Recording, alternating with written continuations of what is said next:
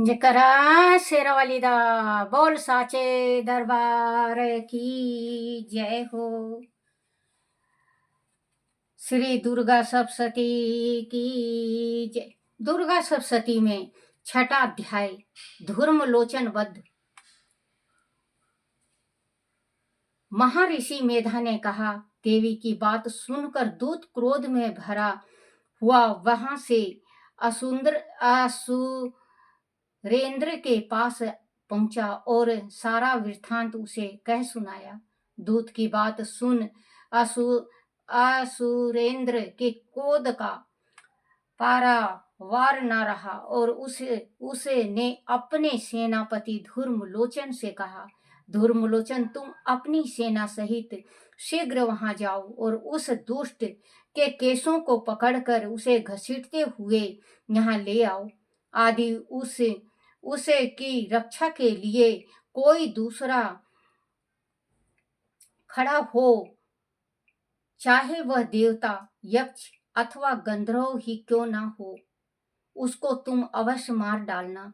महर्षि मेधा ने कहा, सोम के इस प्रकार आज्ञा देने पर धूर्मलोचन 60,000 राक्षसों की सेना को साथ लेकर वहां पहुंचा और देवी को देख कर ललकार कर कहने लगा, अरे तू अभी शुंभ के पास चल। आदि तू प्रसन्न पूर्वक मेरे साथ ना चलेगी तो मैं तेरे केसों को पकड़कर घसीटता हुआ तुझे ले चलूंगा। देवी बोली, असुरेंद्र का भेजा हुआ तेरे जैसा बलवान आदि बाल पूर्वक मुझे ले जाएगा तो ऐसे दशा में मैं तुम्हारा कर ही क्या सकती हूँ। महर्षि मेधा ने कहा। ऐसा कहने पर धूर्मलोचन उसकी ओर लपका, किंतु देवी ने उसे अपनी हुंकारे से ही भस्म कर डाला। वह देखकर असुर सेना क्रोध होकर देवी की ओर बढ़ी, परंतु अंबिका ने उन पर तीखे बाणों, शक्तियों तथा फरसों की वर्षा आरंभ कर दी। इतने में देवी का वाहन भी अपने गिरवा के बालों को झटकाता हुआ और बड़ा भारी शब्द करता हुआ असुर सेना पर कूद पड़ा। उसने कई असुर अपने पंजों से, कई अपने जबड़ों से और कई को धरती पर पटक कर अपने डाढ़ों से घायल करके मार डाला। उसने कई असुरों के अपने नखों से पेट फाड़ डाले और कई असुरों का तो केवल थप्पड़ मारकर सिर धड़ से अलग कर दिया। कई असुर की भुजाएं और सिर तोड़ डाले और गर्दन के बालों को हिलाते हुए उसने कई असुरों को पकड़कर उसके पेट फाड़कर उनका रक्त पी डाला। इस प्रकार देवी के उस महान बलवान सिंह ने क्षण भर में असुर सेना को समाप्त कर दिया। शुंभ ने जब वह सुना कि देवी ने धूर्मलोचन असुर को मार डाला है और उसे के सिंह ने सारी सेना का संहार कर डाला है, तब उसको बड़ा क्रोध आया। उसके मारे क्रोध के होठ फड़फड़ाने लगे और उसने चंड तथा मुंड नामक महा असुरों को आज्ञा दी, हे चंड, हे मुंड, तुम अपने साथ एक बड़ी सेना लेकर वहां जाओ और उस देवी के पास और उस देवी के बाल पकड़कर उसे बांधकर तुरंत यहाँ ले आओ।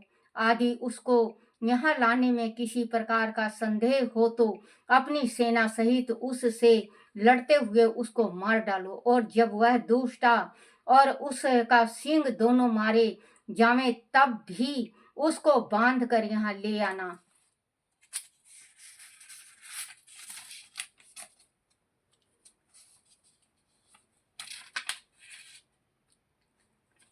जकरा शेरवाली दा बोल साचे दरबार की जय हो। श्री दुर्गा सप्तशती की जय हो। श्री दुर्गा सप्तशती में 7वां अध्याय चंड और मुंड का वध। महर्षि मेधा ने कहा, दैत्यराज की आज्ञा पाकर चंड और मुंड चतुरंगी सेना को साथ लेकर हथियार उठाए हुए देवी से लड़ने के लिए चल दिए। हिमालय पर्वत पर पहुंचकर उन्होंने मुस्कुराती हुई देवी जो सिंह पर बैठी हुई थी देखा। जब असुर उनको पकड़ने के लिए तलवार लेकर उनकी ओर बढ़े तब अंबिका को उस पर बड़ा क्रोध आया और मारे क्रोध के उनका मुख काला पड़ गया, उनकी भुकुटी चढ़ गई और उनके ललाट में से अत्यंत भयंकर तथा अत्यंत विष तीत मुख वाली लाल आंखों वाली काली प्रकट हुई, जो कि अपने हाथों में तलवार और पासा लिए हुए थी। वह विचित्र खंड धारण किए हुए थी तथा चीते के चमार की साड़ी एवं नर मुंडों की माला पहन रखी थी। उसका मांस सूखा हुआ था और शरीर केवल हड्डियों का ढांचा था और जो भयंकर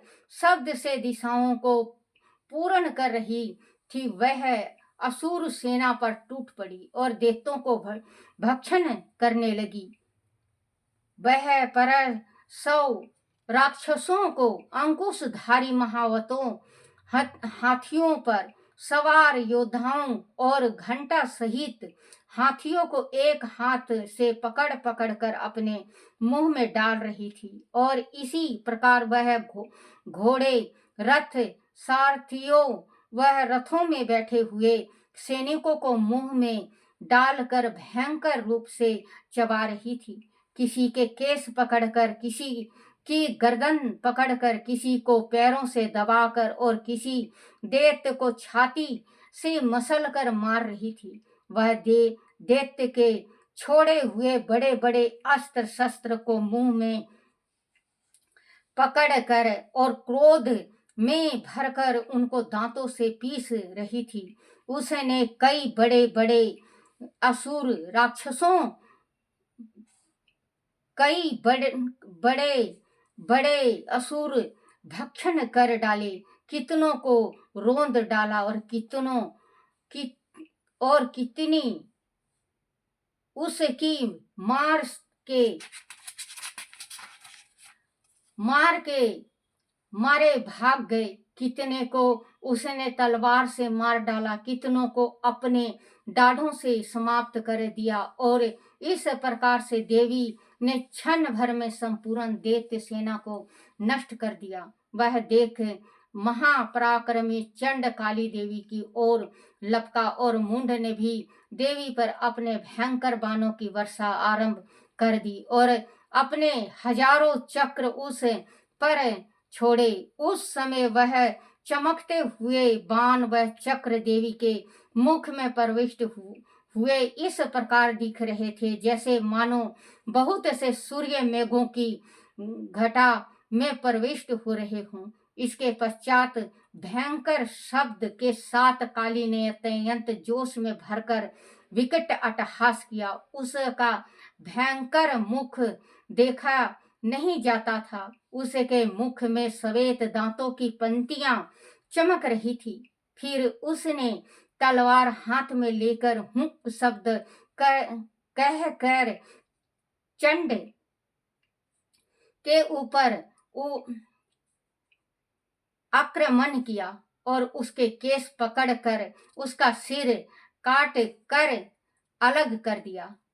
चंड को मरा हुआ देखकर मुंड देवी की ओर लपका, परंतु देवी ने क्रोध में भरे उसे भी अपनी तलवार से यमलोक पहुंचा दिया। चंड और मुंड को मरा हुआ देखकर उसकी बाकी बची हुई सेना वहां से भाग गई। उसके पश्चात काली चंड और मुंड के कटे हुए सिर को लेकर चंडिका के पास गई और प्रचंड अट्टहास के साथ कहने लगी, हे देवी, चंड और मुंड 2 महादैत्यों को मारकर तुम्हारी भेंट कर दिया है। अब शुंभ और निशुंभ का तुम स्वयं वध करना है। महर्षि मेधा ने कहा। वह लाए हुए चंड और मुंड के सिर को देखकर कल्याणमयी चंडी ने काली से मधुर वाणी में कहा, हे देवी, तुम चुकी चंड और मुंड को मेरे पास लेकर आई हो। अंत संसार में चामुंडा के नाम से तुम्हारी ख्याति होगी। श्री दुर्गा सप्तशती की जय। जयकारा शेरावाली दा बोल साचे दरबार की जय हो। श्री दुर्गा सप्तशती की जय। 8वां अध्याय रक्त बीज बद्ध। महर्षि मेधा ने कहा, चंड और मुंड नामक असुरों के मारे जाने से और बहुत सी सेना के नष्ट हो जाने से असुर के राजा प्रतापी सोम्ब ने क्रोध युक्त होकर अपनी संपूर्ण सेना को युद्ध के लिए तैयार होने की आज्ञा दी। उसने कहा, अब उदा युद्ध नामक 85 असुर सेनापति अपनी सेनाओं के साथ युद्ध के लिए जाएं और कंबु नामक 84 सेनापति भी युद्ध के लिए जाएं और कोटि वीर नामक 50 सेनापति और धूर्म कुल नामक 100 सेनापति प्रस्थान करें। कालका द्रोह मौर्य और काले कई वह दैत्य भी मेरी आज्ञा से सज कर युद्ध के लिए कुछ करें। भयानक आसन युद्ध करने के लिए कुछ करें।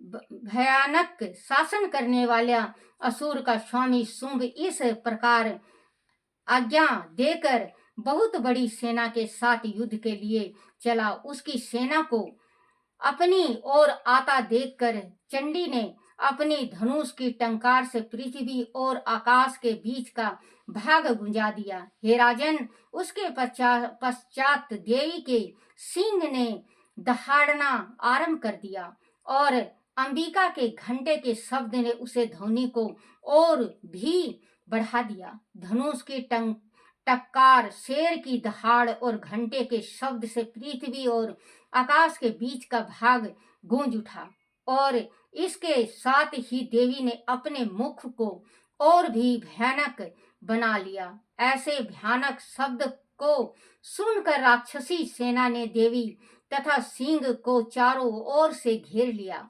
हे राजन, उस समय दैत्यों के नाश के लिए और देवताओं के हित के लिए ब्रह्मा, शिव, कार्तिकेय, विष्णु तथा इंद्र इत्यादि देवों की शक्तियां जो अत्यंत पराक्रम और बल से संपन्न थी, उनके शरीर से निकलकर उसी रूप में चंडिका देवी के पास आई।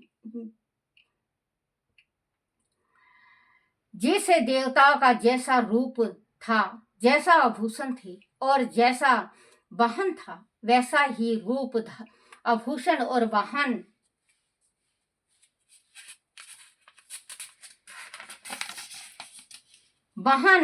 लेकर उन देवताओं की शक्तियां दैत्यों से युद्ध करने के लिए आई। हंस युक्त विमान में बैठ कर और रुद्राक्ष की माला तथा कमंडलू धारण करके ब्राह्मणी की शक्ति आई। रुद्राक्ष की माला तथा कमंडलू धारण करके ब्रह्मा जी की शक्ति आई। वृषभ पर सवार होकर हाथ में त्रिशूल लेकर महानाग का कंगन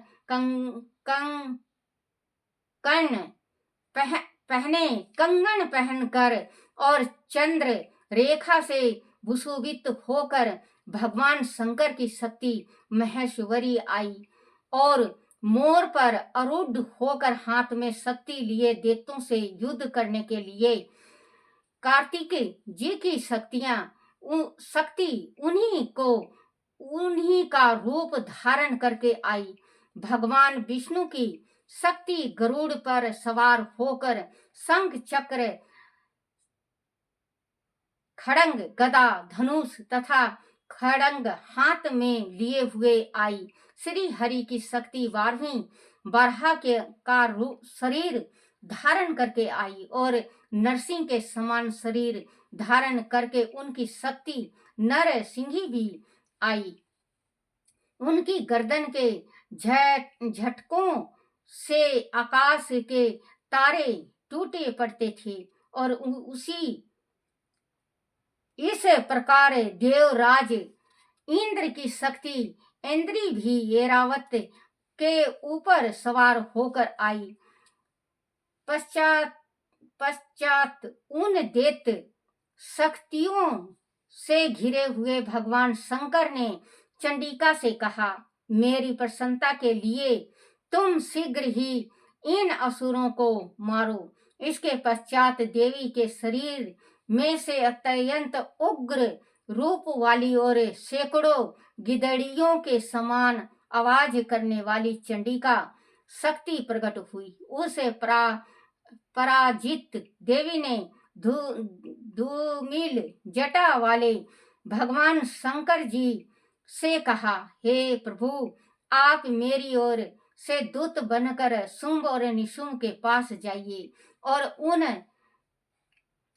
अत्यंत गर्वेले दैत्यों से कहिए तथा उनके अतिरिक्त और भी जो दैत्य महायुद्ध के यहाँ युद्ध के लिए उपस्थित हो, उनसे भी कहिए, जो तुम्हें अपने जीवित रहने की इच्छा हो तो त्रिलोकी का राज इंद्र को दे दो।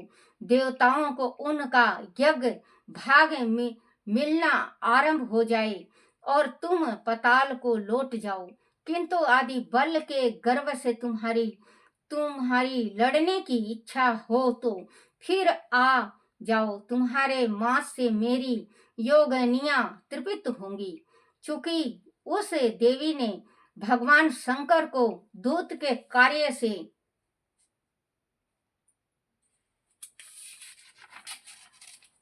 कार्य में निमित्त किया था, इसलिए वह संसार में शिवदूती के नाम से विख्यात हुई।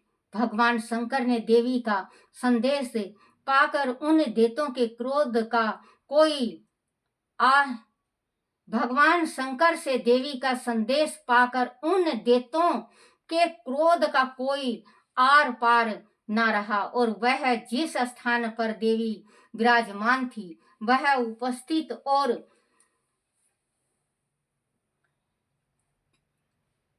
वहां पहुंचे और जाने के साथ ही उसे पर बाणों और शक्तियों की वर्षा करने लगे। देवी ने उनके फेंके हुए बाण शक्तियां त्रिशूल और फरसों को अपने बाणों से काट डाला और काली देवी उस देवी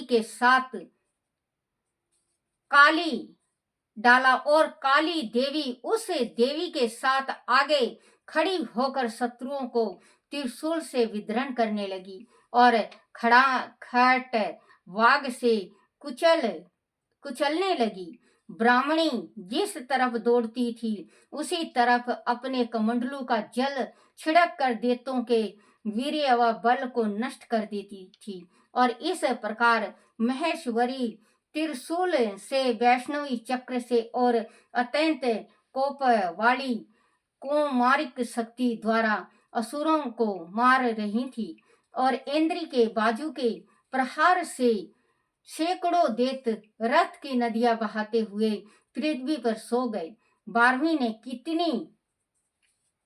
कितने ही राक्षसों को अपनी थूथन द्वारा मृत्यु के घाट उतार दिया। दाढ़ों के आग्रह भाग से कितनों ही राक्षसों की छाती को चीर डाला और चक्र की चोट से कितनों ही को विद्रोह करके धरती पर डाल दिया। बड़े बड़े राक्षसों को नरसिंगी अपने नखों से विधरण करके भक्षण कर रही थी और सिंह नाद से चारों दिशाओं को गुंजाती हुई रणभूमि में विचर रही थी। शिवदूती के प्रचंड अट्टहास से कितने ही दैत्य भयभीत होकर पृथ्वी पर गिर पड़े और उसके गिरते ही वह उनको भक्षण कर गई। इस तरह क्रोध में भरे हुए मातुगणों द्वारा नाना प्रकार के उपायों से बड़े बड़े असुरों को मरते हुए देखकर राक्षसों की सेना भाग खड़ी हुई और उनको इस प्रकार भागता देखकर रक्त बीज नामक महापराक्रमी राक्षस क्रोध में भरकर युद्ध के लिए आगे बढ़ा। उसके शरीर से रक्त की बूंद पृथ्वी पर जैसे ही गिरती थी, तुरंत वैसा ही शरीर वाला तथा वैसा ही बल वाला दैत्य पृथ्वी से उत्पन्न हो जाता था।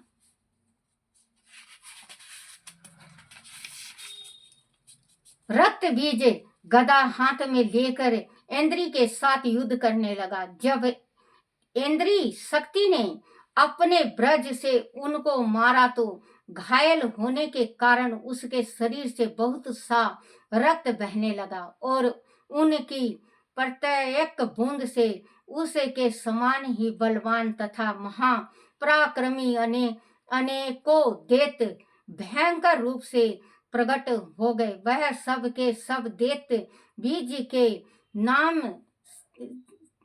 रक्त बीज के समान ही बलवान तेज वाले थे। वह भी भयंकर अस्त्र शस्त्र लेकर देवियों के साथ लड़ने लगे। जब इंद्री ने ब्रज प्रहार से उसका मस्तक पर चोट लगी और रक्त बहने लगा तो उसमें से हजारों ही पुरुष उत्पन्न हो गए। वैष्णवी ने चक्र से और इंद्री ने गदा से रक्त बीज को चोट पहुंचाई और वैष्णवी के चक्र से घायल होने पर उसके शरीर से जो रक्त बहा उससे हजारों महा असुर उत्पन्न हुए, जिसके द्वारा वह संपूर्ण जगत व्याप्त हो गया। कौमारिक ने शक्ति से, 12वीं ने खड़ंग से और महेश्वरी ने त्रिशूल से उसको घायल किया। इस प्रकार क्रोध में भरकर उस महादैत्य ने सब मातु शक्तियों पर पितुक गदा से प्रहार किया और माताओं ने शक्ति द्वारा शूल इत्यादि से उसको भी बार बार घायल किया। उससे सैकड़ों महादैत्य उत्पन्न हुए और इस प्रकार उस रक्त बीज के रुधिर से उत्पन्न हुए असुर से संपूर्ण जगत व्याप्त हो गया, जिससे देवताओं को भय हुआ। देवताओं को भयभीत देखकर चंडिका ने काली से कहा, हे चामुंडे, अपने मुख को बड़ा